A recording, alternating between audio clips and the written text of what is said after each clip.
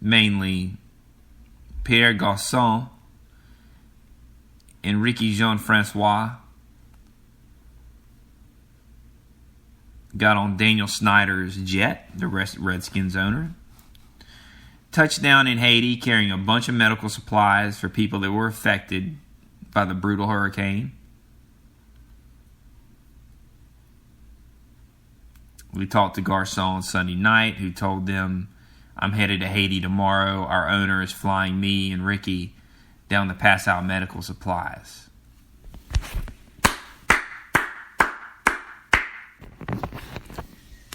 Good job, Pierre Garçon.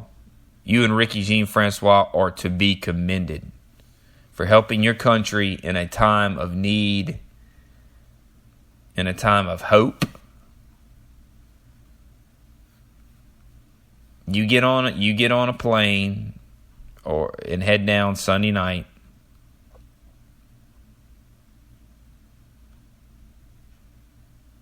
Monday morning. And use your influence. Use what you need to do to go help. This is what athletes need to do.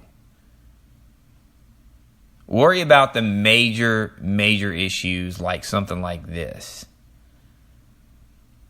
This protest stuff is so old, and you do it, okay, yeah, it's good, but move on and do things like these guys are doing. And you don't even have to be from a country to do anything. You could do exactly what these guys did. Give your money to helping people that are in poverty.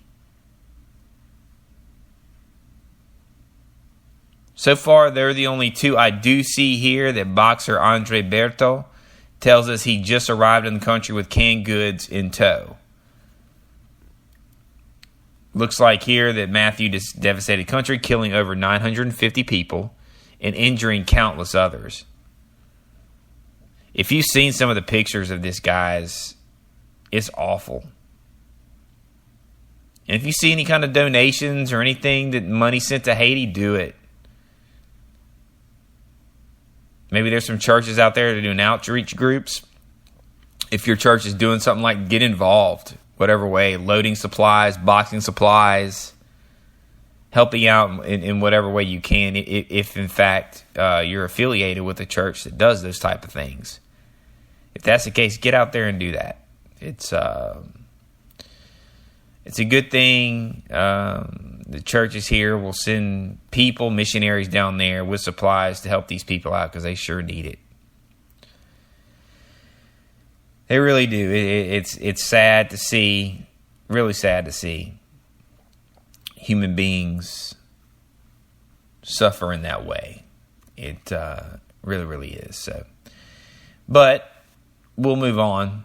And what I want to do now is preview, just kind of touch on this this Monday night game between the Tampa Bay Buccaneers and the Carolina Panthers. When you take a look at this game and you break it down, yes, Cam Newton's not playing. Jonathan Stewart for the Panthers is out. For Tampa Bay, Charles Sims and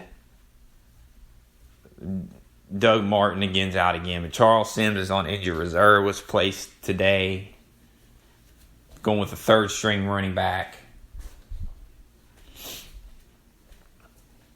They already lost Gerald McCoy, the defensive tackle, this week. He's not playing. You got a lot of guys out. Now, the good thing for the Panthers here, Derek Anderson's used to playing.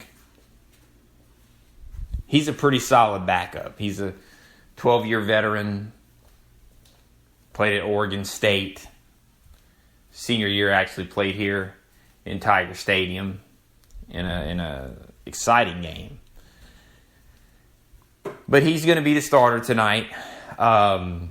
He's still got his receivers. He's got Kelvin Benjamin, Greg Olsen, Cameron Artis-Payne, and Fozzie Whitaker are going to get the bulk of the carries. But I look for this Carolina defense to step up. in a big way. This team was ravaged, just ravaged last week in Atlanta, giving up 508 passing yards on Matt Ryan, give up 300 receiving yards to Julio Jones. Much to the dismay of their fans. However, the fantasy owners, it was about as thrilling as it gets.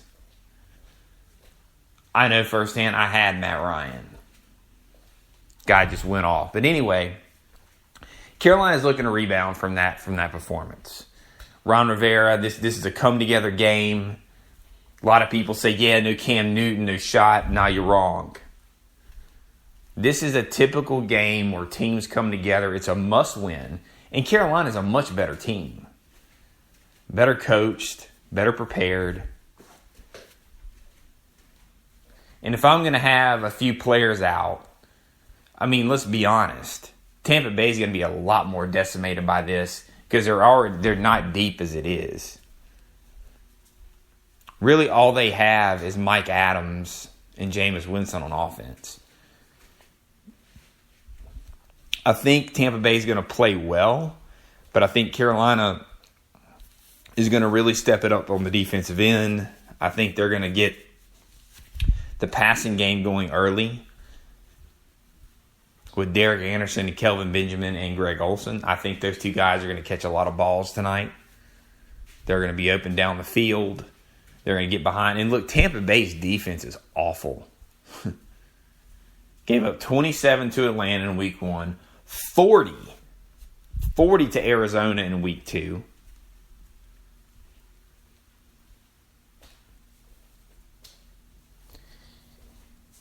Gave up, I believe,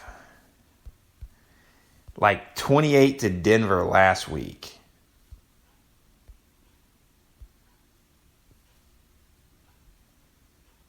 $27 to Denver in week 4. 37 to the Rams in week 3. So this team is averaging, teams are 38.4 points per game. I don't care if Cam Newton's out or not. This has a buzzsaw feel to it. Carolina's defense is going to step up tonight. Tampa Bay's defense is horrible, as I just mentioned. I think Tampa will put up about 14 to 17 points. But I think Carolina's probably going to hang about 31 on them.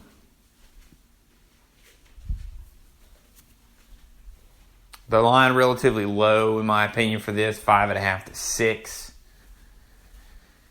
Carolina's really not laying that many points, guys. If you're a betting man, you may want to take a look at the Panthers tonight.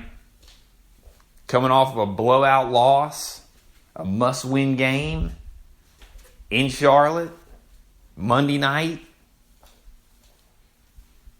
think it's a good spot for Carolina here. I think they're in the right situation. I think they're going against one of the worst, if not the worst defense in the league. Probably statistically at this point, the worst defense in the league.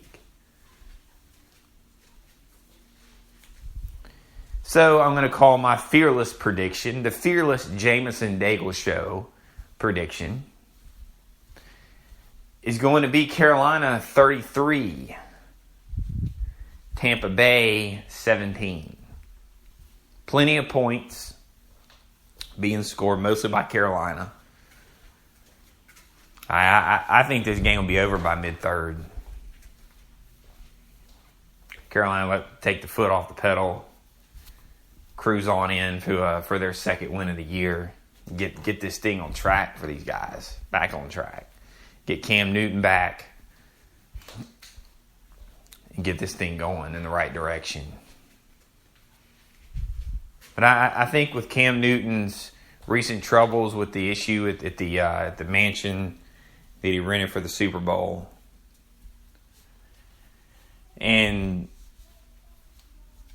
Carolina being in a situation where they're getting smacked around like the little brother, I think this is a prime game for them, and I think they get it done for their fans. They're on Monday night. I definitely think they're a solid pick tonight to win this game.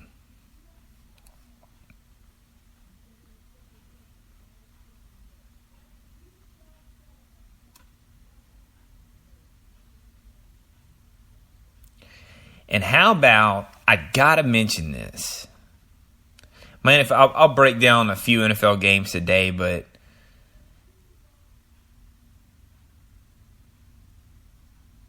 we're definitely going to take a look at the highest stories. One was the Patriots. Did anybody really think that Tom Brady wasn't going to do this?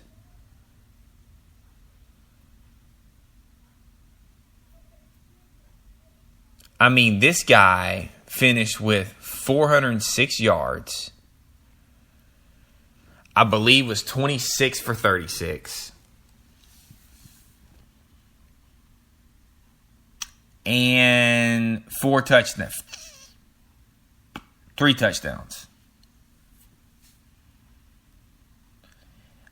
The guy's like a machine. I know he was throwing to college receivers and things of that nature.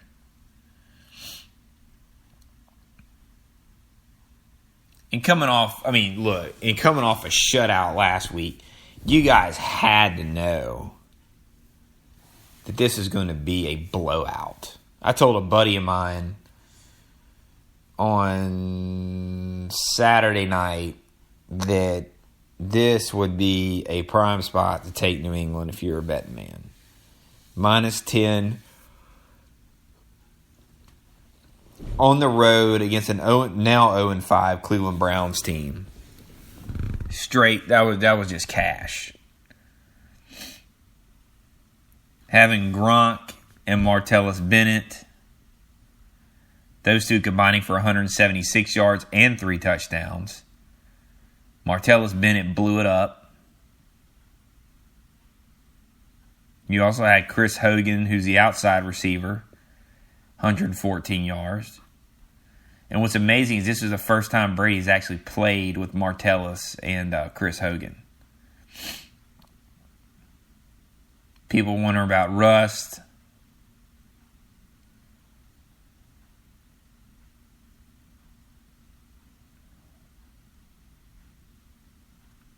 About chemistry, not so much. I mean, guys, look, this offense is going to be stifling. It's going to, I'm telling you, they're going to set records again, just like 2007. Don't be surprised if the Patriots go 14-2, 15-1 this year. They're going to outscore you. But they are holding their opponents to less than 15 points per game this year. Just impressive.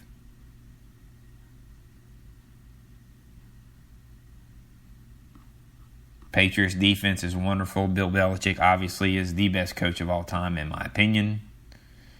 And look for New England, everybody, to try to keep pace with New England. Yeah, I said that. And good luck, Buffalo, when Brady comes to town. That will be some kind of interesting. And how about that game last night? Was that a or what? The Giants looked horrible the entire time. Green Bay should have blown them out. Statistically blew them out. Rodgers does an interception, and Green Bay just all they did was kick field goals. Otherwise, this game would have been a no doubt blowout for Green Bay.